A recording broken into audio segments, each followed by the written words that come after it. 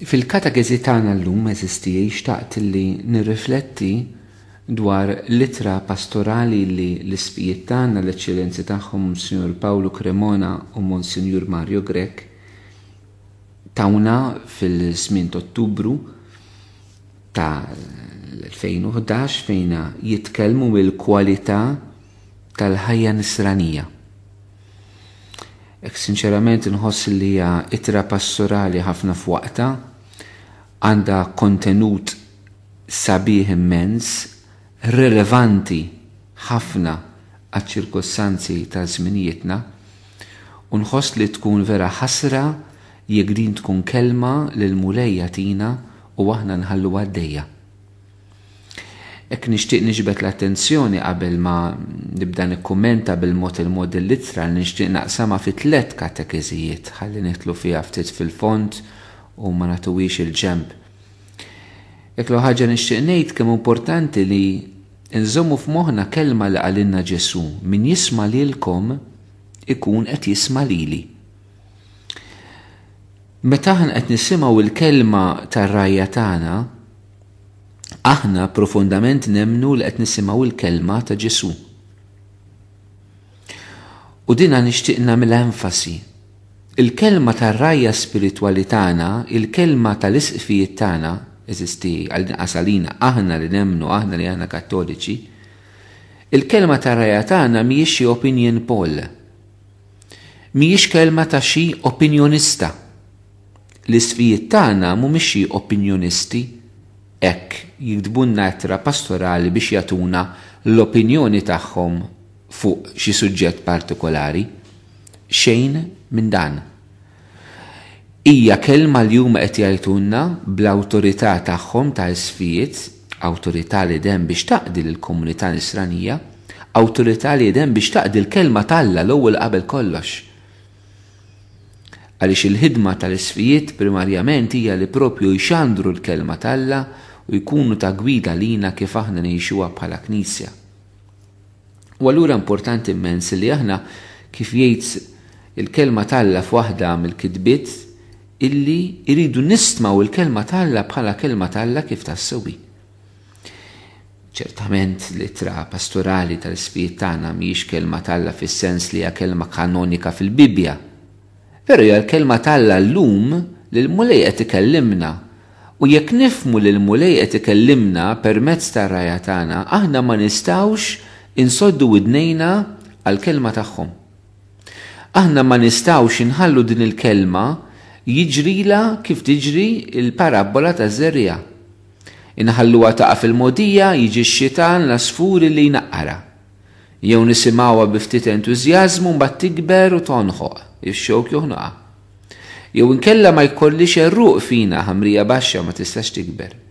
Jew inkella din il-kelma tal-isfijiet tagħna tista' tkun kelma li tħalli l-frott f'min 30, f'min 60 u f'min 100. L-istess kelma tista' tħalli frott differenti fil-qlub tagħna. Jiddependi kemm aħna ħniftħu qalbna, kemm aħna ħnikkollaboraw ma' din il-kelma, kemm aħna sejrin anka nagħmlu l-impenn tagħna biex din il-kelma nifmuha l-ewwel ħaġa, għaliex Ġesu jgħid li dawk li ma jifmux il-kelma xitan Israelhom, nifmuha u mbagħad nagħmlu ħilitna biex bil-għajnuna tagħha aħna ngħixuha. U allura nistidinkom hekk illi f'dawn il-katekeżijiet li ġejjin jiena nispjega nagħti ftit dawl riflessjoni fuq it-tagħlim tal-isfijiet tagħna. Nixtieqkom tiftu qalbkom. Iftħu l-qalb tagħkom. Ħallu din il-kelma tippenetra l-qlub tagħkom. Mhux biss il-moħħ li nifmu imma l-qalb illi taċċetta u tilqa fil-profond din il-kelma. Għaliex jekk le naħseb jiena hija grazzja storika, grazzja lil mulej qed jagħtina f'mument storiku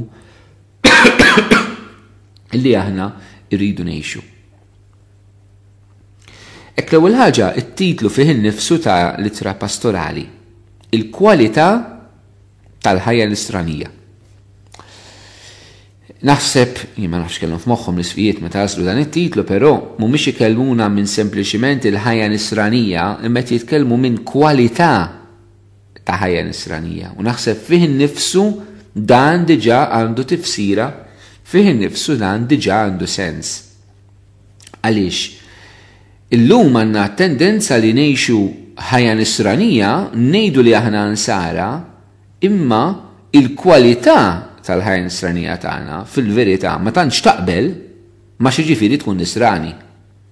U allura li ngħidu sempliċement li nkunu nsara imma mingħajr ħajja ta' ċerta kwalità, allura noqogħdu attenti. Għax li tkun nisrani mhijiex timbru li tiwlek il-mamudija sempliċement imma irid jissara f'din il-ħajja u ħajja ta' kwalità. Jiġifieri l-għażliet tagħna, id-deċiżjonijiet tagħna, l-istili ta' ħajja, il-valuri tagħna, l-imġiba tagħna, id-diskors tagħna irid ikun ta' kwalità li jirrifletti l-ħajja nisranija. Nagħtu eżempju żgħir ħanifhmu ftit. Inti immaġina jkollok ditta rinomata. U għandek din id-ditta. Però mbagħad mur tixtri l-prodott u ma ssibux li hu kwalità għal livell tal-fama li għandha dik id-ditta. Ara x'diżappunt inti jkollok. U dan l-istess ħaġa, il-ħajja nisranija hija ħajja radikali, ħajja ta' impenn, ħajja ta' mħabba, ħajja tgħixin tal-Vanġelu. Issa immaġina li minu jisma' bl-insara jaf li daw jgħixu fuq il-passi ta' Ġesu. Però mbagħad jekk jintaqa' magħhom il-kwalità tagħhom ma jsibix ta' dak il-livell, ara x'diżappunt. U naħseb aħna eżistija jekk mhux se jkollna kwalità ta' ħajja nisranija nkunu diżappunt naħseb l-ewwel għal Ġesu u mbagħad għall-bqija tas-soċjetà. U allura importanti jekk li nifhmu dan li se jgħidulna l-isfijiet qed jagħmlulna stedina eżistijaj biex aħna nieħdlu fi kwalità ta' ħajja nisranija, mhux ġast li tgħid li int nisrani.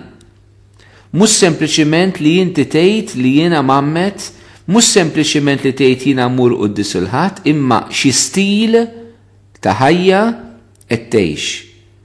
Bażikament se niġu mistiedna mill-isfijiet tagħna li aħna ngħixu lifestyle, stil ta' ħajja li jaqbel ma' Kristu u mal-Vanġelu tiegħu f'soċjetà li qed titbiddel.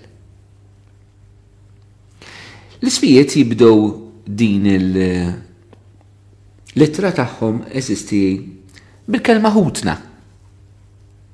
Forsi ma nagħtux kasa, però normalment ikellmuna l-isfijiet bħala missirijiet u jgħidulna maħbubin uliedna.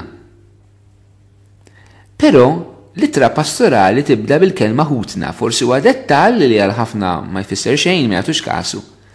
Però għalija personalment dettall li laqatni.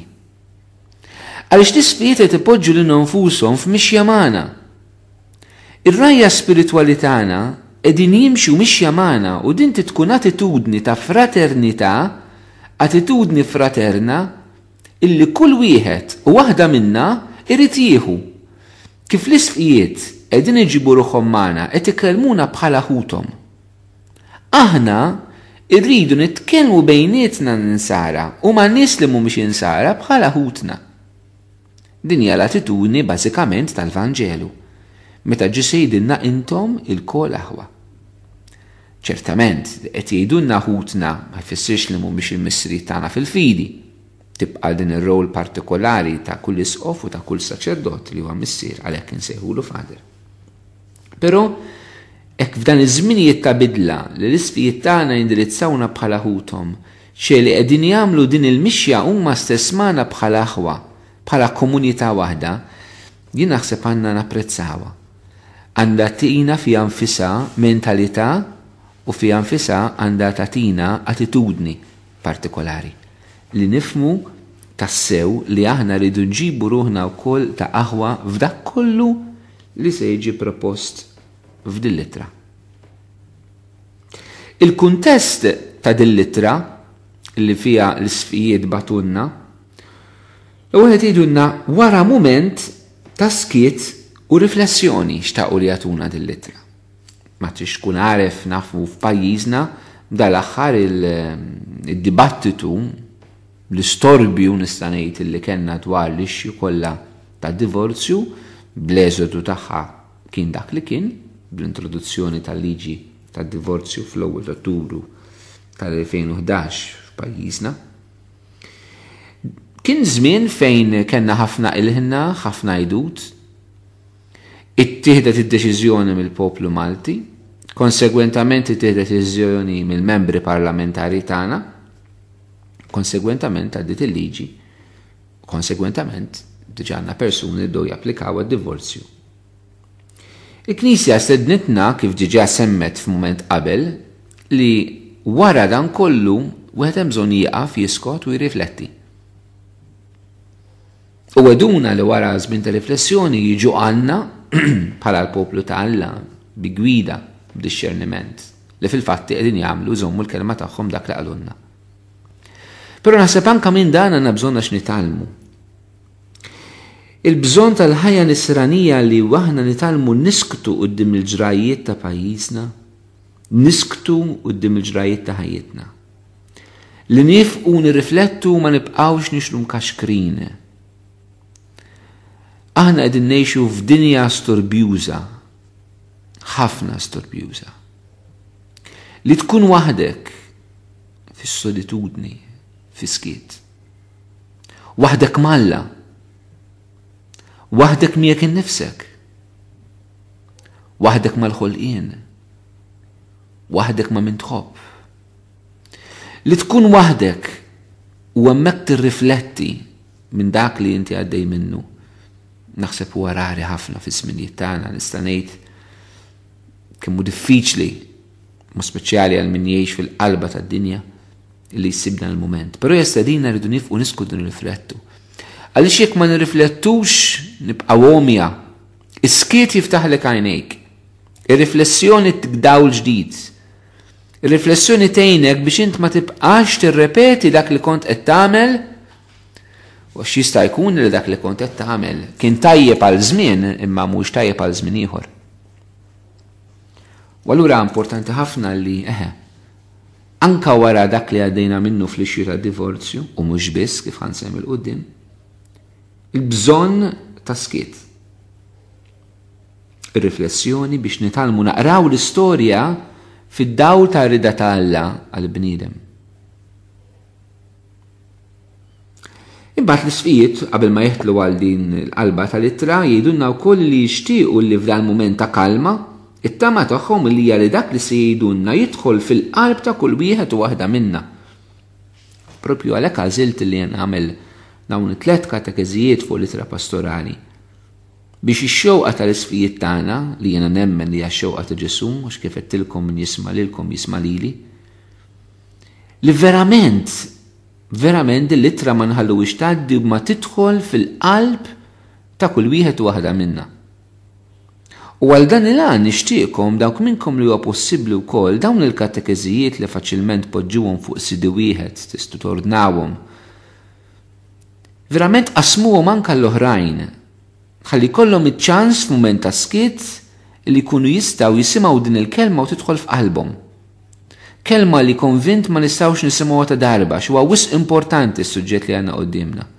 Imma rridu nibqgħu nisimgħuha diversi drabi f'mumenti ta' deċiżjonijiet kbar fil-ħajja tagħna. Fil-fatti l-isfijiet f'din l-ittra jistednuna nieħdu deċiżjoni.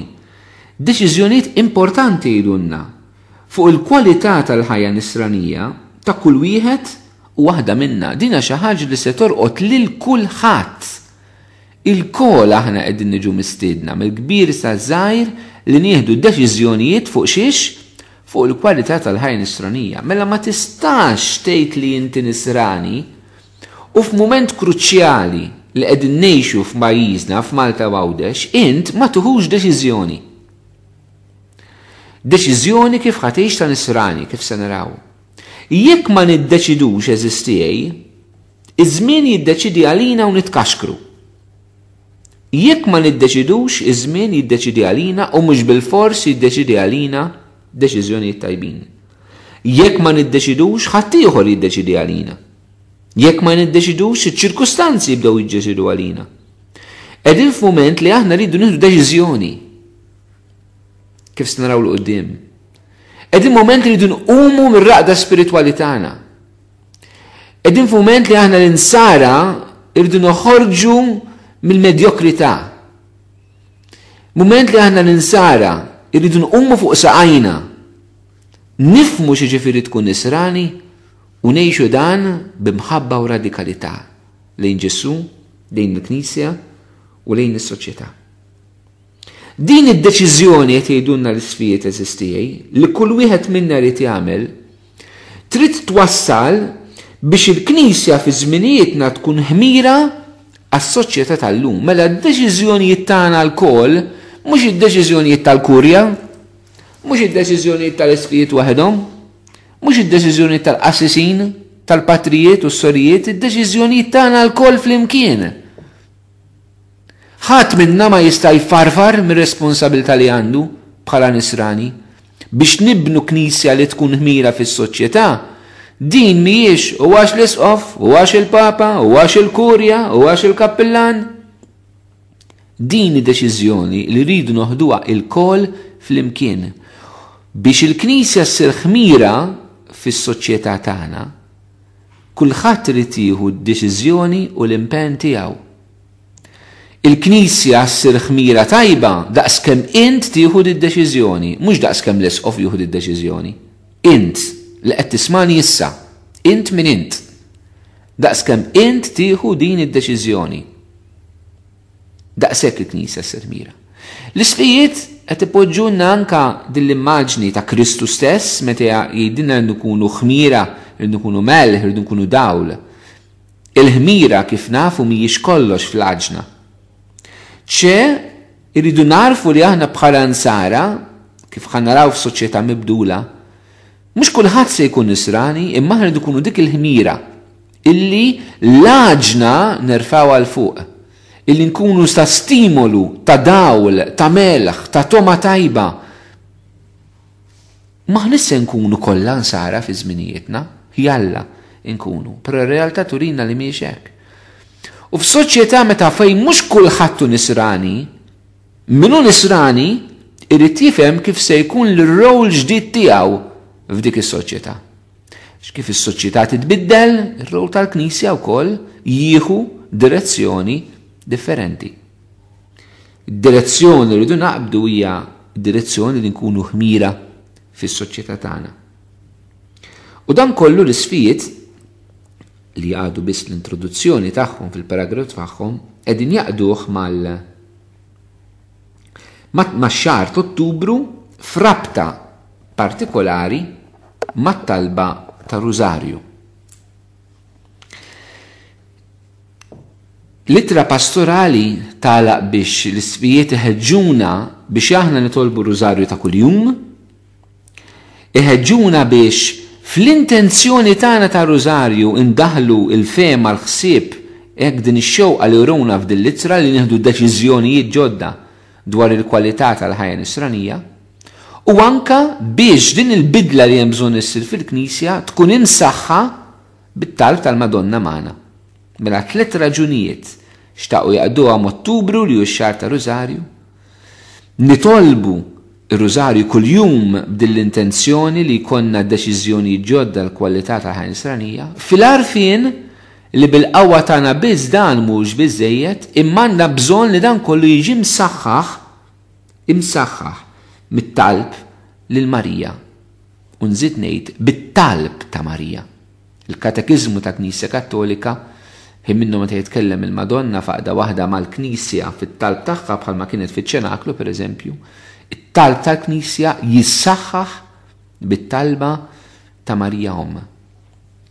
U eżistijaj, anka din it-talba tal-isfijiet tagħna għandha l-periklu illi nirriduċuha għal sentiment devozzjonali. Ara xi ħlew l-isqof ix-xahar ta' Ottubru tagħna intenzjoni fuq xiex nitolbu. Ejja nitolbu. ċertament mhux qed inwaqqa xi ċajta b'dan it-ton, ma ċertament tajjeb li nagħmlu hekk, però il-Knisja qed titlob minna realtà aktar profonda, mhix xi ħaġa devozzjoni għax issa x-xahar ta' Ottubru u kif jgħaddi l-31 ta' Ottubru ninsewha għax Novembru nbdew nitolbu għal-mejtin U allura dak l-isfijiet qalulna x-xahar Ottubru issa għadda u spiċċa u bdejna ħaġa ġdida u nsejna dak li qalulna. Jekk noħduha f'dan l-ispirtu sempliċiment talba naqduha mad-devozzjoni ta' Rużarju, allura mal-31 Ottubru nagħmlu 31 ġurnata nitolbu għal din l-intenzjoni mbagħad jispiċċa kollox. U dan huwa riskju li tista' tiġri bil-littra pastorali. U propju għalhekk qed nagħmel dal-enfasi biex ma jiġrix hekk. Dan huwa impenn kontinwu ta' ħajja li qed niġu mistiedna għalih. Ta' ħajja sieħa. Hekk nixtieq inkompli nenfasizza l-fatt li l-isfijiet tagħna rabtu dan ma' Umna Marija, rabtu dan mat-talba ta' Rużarju. Iva żistijaj. It-talba ta' Rużarju li għandha qawwa tremenda għax hija talba sempliċi, hija talba tal-fqar, hija talba ta' ċkejknin, hija talba ta' minnu umli, hija talba ta' tfal ta' Alla, mhix it-talba ta' minnu superf, hija talba ta' minnu ċkejken. U allura importanti ħafna illi aħna żistijaj irdu nitlu f'ċertu miltà. Ir-Rużarju fih innifsu jċekkinna li inti tirrepeti talba l-50 darba iċċekkinek quddiem Alla. Jagħmlek tifel tifla żgħira. U allura li t-talba ta' Rużarju takkumpanjana f'dawn id-deċiżjonijiet li aħna serin nieħdu fiha nfisha turina li għandna bżonn attitudni ta' umiltà, attitudni ta' ċkunija biex nieħdu dawn id-deċiżjonijiet. Is-supervi minn superf ma jasal qatt li jieħu deċiżjoni li jgħix kwalità ta' ħajja nisranija li hemm bżonn fi żminijietna. Imma l-umli iċkejknin jaslu. U għandna bżonn il-Madonna magħna. Il-Madonna sistijaj dejjem akkumpanjat il-Knisja u l-dinja, l-soċjetà, l-istorja tas-soċjetà dejjem akkumpanjata, dejjem kienet preżenti fiha anka fl-iktar mumenti ibsa u diffiċli tagħha. F'dal mument ma nistax ma nsemmix id-deritt tal-Madonna ta' Fatima illi għalqu wkoll fit-13 Ottubru, ix-xahar ta' Ottubru illi għalqu d-deritt ta' Fatima u l-messaġġ partikolari kien it-talba ta' Rużarju li biha nġibu l-paċi fid-dinja. Ċi għandna każ ċar approvat mill-Knisja kif il-Madonna tintervjeni fil-ħajja tal-Knisja ma mhux biss anke fil-ħajja tad-dinja għax il-paċi għad-dinja l-Madonna ridet ġiba. Li hija tiġi takkumpanjana bit-talba f'qajra, bit-talba sempliċi ta' Rużarju. Żminijietna fil-Knisja f'Malta li qegħdin ngħixu għandna bżonn inħossu l-preżenza ta' Marija qrib tagħna. Għandna bżonn li bħala wlieda nkunu qrib tagħha. Għandna bżonn nilqgħu il-Marija ma ntuwix fil-ġemb tal-ħajja spiritwali tagħna, tal-ħajja tal-komunitajiet tagħna. Għandna bżonn nindaħlu l-Marija fil-qalba tar-relazzjoni tagħna anke mal-Alla. Għandna bżonn il-Rużarju ma ntuħx fil-ġemb imma niskopruh mill-ġdid kif ħeġġiġna ħafna l-Beatu Ġwanni Pawlu T. U b'eżempju ta' tant qaddisin għandi f'moħħi lil Madre Teresa, l-Padre Pio tal-Pjagi, li kellhom imħabba u devozzjoni tremenda lejn Marija u lejn il-qawwa ta' Rużarju fil-ħajja tagħhom. Il-Knisja fi żminijietna anke f'Malta f'dan il-bidliet li għandna u l-bidliet li se jkollna u l-bidliet li rridu nagħmlu u d-deċiżjonijiet li rridu jittieħdu għandna bżonn li nkunu Knisja taċ-ċenaklu li kif Marija kienet preżenti mal-apostli fiċ-ċenaklu fi żminijiet diffiċli kif se naraw f'kateħżijiet il-qudiem. Hekk għandna bżonn nerġa' nkunu ma' Marija fi żminijiet tagħna ħallija issaħħaħna bil-preżenza materna tagħha. Għandna bżonn l-om tagħna tas-sema tkun preżenti magħna. U minn qalbi nistedinkom, int min int, iftaħ qalbek għal Marija. Ilqa' dill-istedina tal-isfijiet tagħna.